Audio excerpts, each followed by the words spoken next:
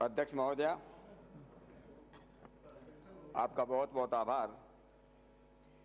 सारी दुनिया के अंदर या पूरी मानवता के सामने आज दो सबसे बड़ी समस्याएं हैं, एक पर्यावरण और दूसरा आतंकवाद। और दोनों के अंदर देश के यशस्वी प्रधानमंत्री ने जिस प्रकार से इनिशिएटिव लेकर के दुनिया में एक नेतृत्व देने का काम किया है, उसके लिए मैं देश के यशस्वी प्रधानमंत्री मोदी जी का बहुत बहुत अभिनंदन करता हूं। अध्यक्ष महोदय, आजकल के जमाने में विज्ञान और विकास की दौड़ में मनुष्य क्या करता चला गया और ये भूल गया हो कि पीछे क्या छोड़ता जा रहा है। जब देश का संविधान लिखा गया, देश के संविधान में वायु प्रदूषण या जल प्रदूषण या जमीन का प्रदूषण क्या होता है इसके बारे में कोई अनुच्छेद नहीं है। जिस प्रकार से इंडस्ट्रियल रिवॉल्यूशन हुआ, विकास के नाम पर जिस प्रकार सुख सुविधाओं, अधिक से अधिक गाड़ियां, एसी, जैसी जैसी जनसंख्या बढ़ती गई, उसके लिए जो है ज़्यादा से ज़्यादा जो है रासायनिक उर्वरक, पेस्टिसाइड, इंसेक्टिसाइड का प्रयोग होने लगा। तब दुनिया ने 1960 के दशक में यह महसूस किया कि हम सब लोगों को सचेत और जागरूक होने की जरूरत है। और मैं ये आपके माध्यम से सदन को ये बताना चाहता हूं कि सबसे पहले 1962 के अंदर एक किताब लिखी गई अमेरिका के अंदर, जिसका नाम था साइलेंट स्प्रिंग। रसल कार्सन ने वो किताब लिखी और जिस प्रकार से अमेरिका के अंदर रासायनिक उर्वरक और उनके इंसेक्टिसाइड जो दुष्परिणाम आ रहे थे, जिस प्रकार से वायु जो है वो प्रदूषित हो रहा था, कि उस पर किस प्रकार से पाबंदी लगाई, जो उन्होंने पहली बार आवाज उठाई। उसके बाद 1972 के अंदर दुनिया के स्तर पर एक स्टॉकहोम कॉन्फ्रेंस जो है आयोजित की गई। उसमें गंभीर चर्चा हुई और दुनिया की सरकारों ने निर्णय लिए और जगह जगह कानून बनाने जो है शुरू की गई। 1976 के अंदर सबसे पहले भारत में अपने संविधान के अंदर परिवर्तन लाया गया और पहली बार directive principles of state policy के नाम पर आर्टिकल 48 ये सबसे पहले भारतीय संविधान में इंक्लूड किया गया कि the state shall endeavor to protect and improve the environment and to safeguard the forest and wildlife of the country। ये 1976 में सबसे पहला संशोधन आया। तभी एक संशोधन आया कि जो आदमी की जो फंडामेंटल ड्यूटीज है, जो अनिवार्य कर्तव्य है देश के नागरिक की, उसमें 51A के माध्यम से कहा गया, it shall be the duty of every citizen of India to protect and improve the natural environment including forest, lakes, rivers and wildlife, and to have compassion for living creatures। महोदय, तभी 1924 के 74 के अंदर एक वर्ल्ड फूड कॉन्फ्रेंस हुई दुनिया के अंदर। एक तरफ बढ़ती जनसंख्या थी, उनका पेट कैसे भरा जाए, और दूसरी तरफ जो रासायनिक उर्वरक और पेस्टिसाइड की जो दुनिया चल रही थी उस पर कैसे कंट्रोल किया जाए। तो फिर हमारे उसके अंदर 1976 में एक किताब लिखी गई और मैं ये निवेदन करूंगा जिन हमारे माननीय सांसदों ने नहीं पढ़ा होगा, how the other half dies, कि दुनिया के अंदर किस प्रकार से और वहाँ के अमेरिका और बाहर की किस प्रकार की कृषि हो रही है, भारत में किस प्रकार से कृषि की शिक्षा आई, किस प्रकार की रिसर्च आई, उनसे हमारी जो ऑर्गेनिक जिसको हम जैविक हम जो खेती करते थे किस प्रकार से उसको खत्म किया, ये पढ़ने लायक किताब है। और किस प्रकार से हमारे किसानों का जो है उसमें नुकसान हुआ। उसके बाद हमारे जो है देश के अंदर air pollution act, water pollution act, forest act, इनके ऊपर जो है काम करना शुरू हुआ। और जब से देश में माननीय मोदी जी की सरकार आई तो देश के दूरदर्शी प्रधानमंत्री ने प्रदूषण कम करने के लिए ऐतिहासिक कदम उठाए। मैं इसलिए अध्यक्ष महोदय, मैं कुछ समय चाहता हूं कि इन बातों पर अभी तक मैं किसी भी बात को रिपीट न करता हुआ, कोई किसी बात की पुनरावृत्ति न करता हुआ, मैं इस बात को बताना चाहता हूं कि ज़्यादातर लोग इस बात को जानते हैं कि ग्रीन हाउस गैस, जो कार्बन डाइऑक्साइड, क्लोरोफ्लोरोकार्बन, जो पर्यावरण को किस प्रकार से प्रभावित करते हैं, और ओजोन परत जिसको हम बोलते हैं, ओजोन लेयर कहते हैं, उसमें होल बोलते हैं अंग्रेजी में, उस परत को कैसे जो है वो पतली कैसे होती है, उसको जो है जो 20 से 30 किलोमीटर का हमारा जो वायुमंडल है उसको कैसे जो गड़बड़ होता है, और जो सूर्य की अल्ट्रावायलेट जो किरणें आती है उसको कैसे रोकने का काम करता है।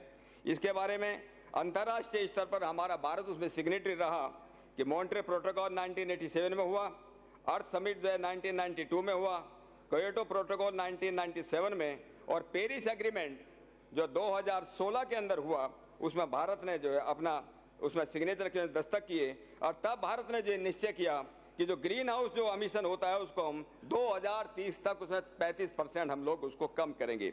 हम लोगों ने ये भी तय किया कि 2030 तक कम से कम 40% बिजली हम जो है रिन्यूएबल सोर्सेज से हम लोग बनाएंगे।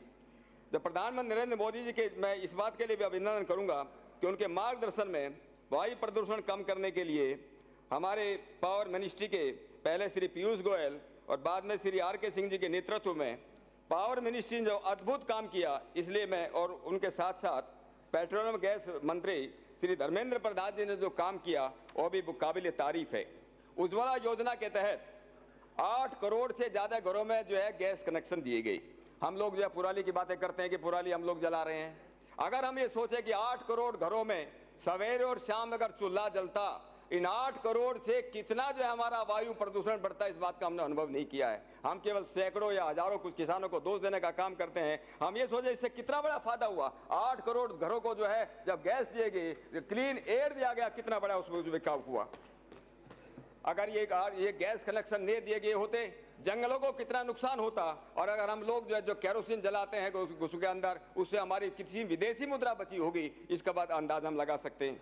उजाला योजना के तहत लगभग जनवरी 2015 से ये स्कीम शुरू हुई और उसके अंदर 36 करोड़ एलईडी बल्ब लगाए गए, 8 लाख जो है पंखे और 23 लाख जो है ट्यूब दी गई, 21 लाख सड़कों पर एलईडी बल्ब लगाए गए।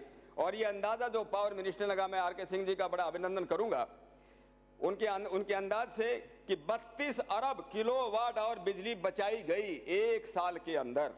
और ये अगर इसका अंदाजा लगाए कि लगभग 2 करोड़ 1.9 करोड़ टन कोयला खर्च होता अगर ये बिजली हम बनाते, और 25 crore ton 2.5 crore ton carbon dioxide कम हुई है उसके कारण। केवल मात्र उजाला योजना के तहत जो एलईडी बल्ब हम लोगों ने भारत सरकार ने लगाई हैं, इसका कितना बड़ा फायदा हुआ। और उसको अगर 60 करोड़ पेड़ हम 10 साल तक लगाते, उससे इतना हमको फायदा होता।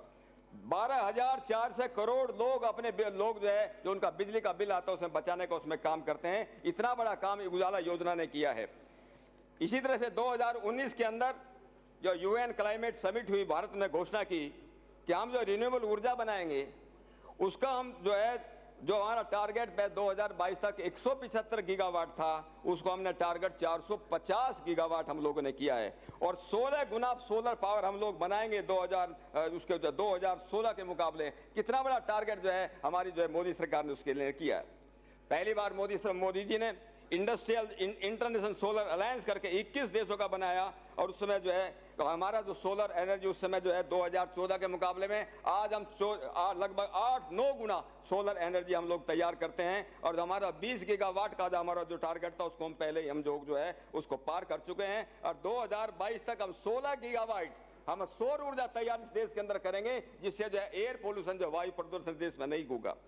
42 हम लोगों ने सोलर पार्क बनाई है, और सितंबर 2019 भारत में 82,580 मेगावाट के रिन्यूएबल एनर्जी के प्रोजेक्ट्स लगाए हैं। और इसलिए मैं अपनी तरफ से और सब लोगों की तरफ से पावर मिनिस्ट्री का बहुत बहुत मैं अभिनंदन करता हूं। मैडम, ये तो बोलना शुरू किया, मैंने आपसे रिक्वेस्ट किया था। सौभाग्य योजना के अंदर 2.6 करोड़ घरों में जो है मुफ्त बिजली पहुंचाई गई। अगर हम लोग से सोचते अगर बिजली नहीं हो तो उन घरों में कितनी कुछ होता। प्रदूषण में जो है 25 से 30% हम लोग कहते हैं कि वाहनों का हिस्सा है। देश भर में पहले जो BS3 ग्रेड ईंधन मिलता था, 2016 से हम लोगों ने BS4 पूरे देश के अंदर शुरू किया। दिल्ली की हम लोग बात करते हैं, दिल्ली का एनसीआर में हमने BS6 हमने ग्रिड शुरू किया। मेट्रोलाइज 60,000 heavy duty truck eastern periphery western periphery हम लोगों ने बना करके जो 60,000 ट्रक दिल्ली और कैपिटल में आते थे उनको जो है हम लोगों ने बाहर से लाखों ई रिक्शा देश के अंदर हम लोगों ने चलाई है। CNG LB के लगभग 500 स्टेशन हम लोगों ने बनाए। भट्टों के अंदर नई टेक्निक हम लोग लाए, जिगजैग टेक्नोलॉजी लाई, इलेक्ट्रिक व्हीकल लाने की हमने योजना लाई, बायोफ्यूल पॉलिसी की भारत सरकार ने पॉलिसी लाई, इथेनॉल बेस्ड उससे जो क्लीन जो एनर्जी ईंधन मिलेगा उससे हम वेस्ट टू वेल्थ कि कचरे से हम लोग किस प्रकार से बिजली बनाएंगे, इसका हम लोगों ने काम किया। और मैं इसके साथ साथ मैडम मैं ये बताना चाहता हूं, एक सेकंड मैडम, ये हम लोगों ने इस देश में कितनी उसमें तरक्की की लगभग पिछले 5 वर्षों में। इसके साथ साथ मैं ये भी बताना चाहता हूं, एक तरफ ये हमारा आधुनिक जो है हमारा सोच है, ये केवल ऐसा नहीं कि अभी हम लोगों ने इसके बारे में सोचा शुरू किया। जैसे मैंने कहा कि भारतीय संविधान ने इसके बारे में कोई विचार नहीं किया, लेकिन अगर आप कौटिल्य पढ़ेंगे, कौटिल्य का अर्थशास्त्र पढ़ेंगे, कौटिल्य ने लिखा है कि 3 तरह का प्रदूषण होता है। एक वायु का प्रदूषण होता है, एक जल का प्रदूषण होता है और जमीन का प्रदूषण होता है। वायु का प्रदूषण बहुत जल्दी हो सकता है, जल्दी खत्म किया जा सकता है। जल का प्रदूषण अगर होता है तो उसको देर में उसको साफ किया जाता है, और जमीन में अगर प्रदूषण हो जाए उसको खत्म करने में बहुत ज्यादा टाइम लगता है। और उन्होंने कहा, मैडम 2 मिनट हो लूंगा, मैं आपको ये कहना चाहता हूं, वायु प्राण वायु है। वायु के बिना कोई जिंदा नहीं रह सकता, हम लोग भी जिंदा नहीं रह सकते, इस हाल में भी इसमें भी जिंदा नहीं रह सकते। और इसलिए प्राण वायु कैसे अच्छी बने, इसके बारे में हम लोगों ने, हमारे शास्त्रों ने इसमें बहुत विचार किया। और इसलिए प्राण वायु को उन्होंने उसमें देवत्व को देखा। वायु यथे को भुवनम प्रविष्टो रूपम रूपम प्रतिरूपो बभूव, एकस तथा सर्वभूतांतर्यात्मा रूपम रूपम प्रतिरूपो भविष्य। हमने वायु के अंदर देवत्व देखा था, और इसलिए वायु को शुद्ध करने के लिए हम लोगों ने ये अनिवार्य किया था कि प्रत्येक व्यक्ति, हम में से कितना भी अच्छा व्यक्ति हो, कितना भी विद्वान हो, कितना भी बलवान हो, हर एक व्यक्ति हम में से यहाँ बैठा हुआ हर एक व्यक्ति जो है वायु को प्रदूषित करता है। चाहे अपने सांस से करता हो, अपने टट्टी और पेशाब उसको सोच के उसमें माध्यम से करता हो, लेकिन हर एक व्यक्ति जो है वायु को प्रदूषित करता है। जो वायु को अगर आप प्रदूषित करते हैं उसको शुद्ध करने की भी हमारी जिम्मेदारी है। और इसलिए हमारे शास्त्रों ने कहा कि प्रत्येक व्यक्ति को कम से कम, प्रत्येक गृहस्थी को रोजाना जो है अग्निहोत्र और यज्ञ करना चाहिए। कुछ लोगों के मन में हो सकता है कि अग्निहोत्र, ये बात एक वैदिक साइंटिफिक बताई, इसके ऊपर कई एक्सपेरिमेंट हुए, बड़े प्रयोगशाला उसको उसके अंदर किए गए। मैं तो ये भारत सरकार से भी निवेदन करूंगा, जो है पेड़ लगाते हैं उसी प्रकार से यज्ञ के ऊपर भी हम लोग एक्सपेरिमेंट करें और ये पता लगाएं कि इससे हमारी वायु प्रदूषण कितना कम होगा। बहुत बहुत धन्यवाद।